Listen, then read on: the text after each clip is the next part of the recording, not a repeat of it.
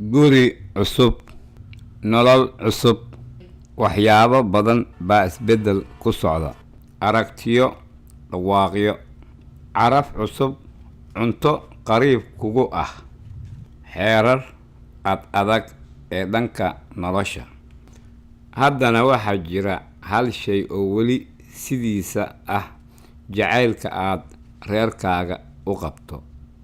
hooyooyin, wiilal, xaasas, walaalo, waxaad rabtaa in dhammaantooda ay noqdaan kuwo faraxsan oo fayaqab ah.